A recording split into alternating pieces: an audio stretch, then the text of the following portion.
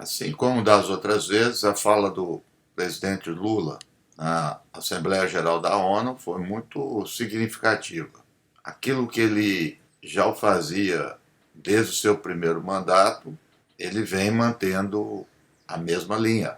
A cumplicidade das grandes potências com as guerras, na produção de armas, crise ambiental, tudo isso acabou compondo a fala do presidente Lula a respeito, vamos chamar aqui, da ordem internacional.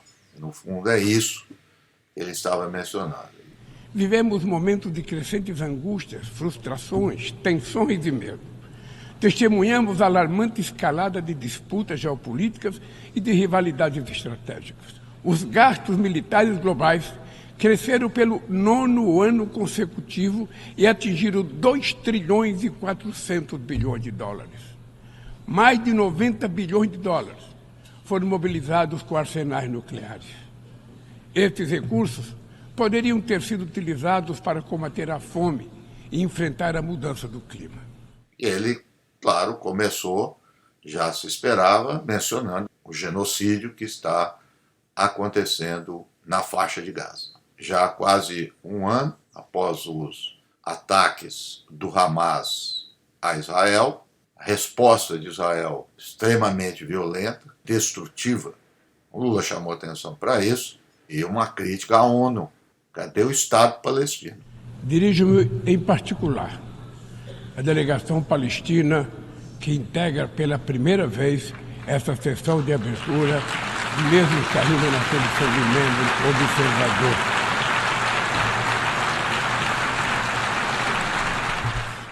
Em Gaza e na Cisjordânia, assistimos a uma das maiores crises humanitárias da história recente e que agora se expande perigosamente para o Líbano. O que começou como ação terrorista de fanáticos contra civis israelenses inocentes tornou-se uma punição coletiva de todo o povo palestino. São mais de 40 mil vítimas fatais, em sua maioria mulheres e crianças. O direito de defesa transformou-se no direito de vingança, que impede um acordo para a liberação de reféns e adia o cessar-fogo. Claro, Lula sabe que a ONU é aquilo que os países queiram que ela seja. Ou melhor, a ONU é aquilo que as grandes potências queiram que ela seja. Então Lula chamou atenção para isso, obviamente, e num momento cada vez mais grave do Oriente Médio. Durante essa semana, os ataques de Israel ao Líbano vêm crescendo. Os ataques têm acontecido ao sul do Líbano e Beirute, capital do Líbano. É interessante aqui a hipocrisia, né? A marca hipócrita das chamadas potências ocidentais que condenaram a invasão da Ucrânia pela Rússia, como Lula também fez. Mas o Lula criticou também a forma como a OTAN e os Estados Unidos agiam em relação ao conflito. 2023 ostenta o triste recorde do maior número de conflitos desde a Segunda Guerra Mundial. O que se vê é o aumento das capacidades bélicas. O uso da força, sem amparo no direito internacional, está se tornando a regra. Presenciamos 2 conflitos simultâneos com potencial de se tornarem confrontos generalizados. Na Ucrânia, é com pesar que vemos a guerra se estender sem perspectiva de paz. O Brasil condenou de maneira firme a invasão do território ucraniano. Já está claro que nenhuma das partes conseguirá atingir todos os seus objetivos pela via militar. O recurso a armamento cada vez mais destrutivos traz à memória os tempos mais sombrios do confronto estéril da Guerra Fria.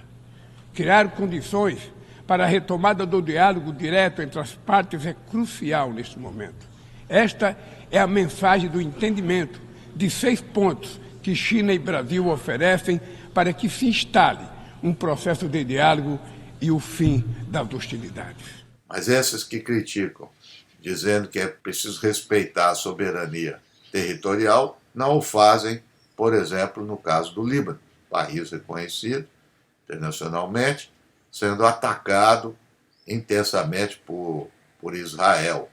Acho que todos progressistas, democratas, aqueles que respeitam o direito humano, concordam com essa condenação das ações de Israel. Entretanto, é preciso passar para a ação.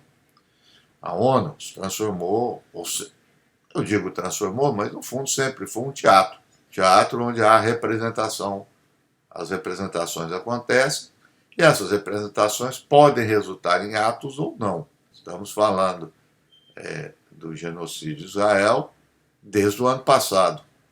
E esse genocídio está em processo. E não há nada, ninguém está fazendo absolutamente nada.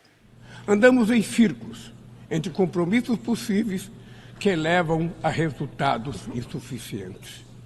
Precisamos ir muito além e dotar a ONU dos meios necessários para enfrentar as mudanças vertiginosas do panorama internacional.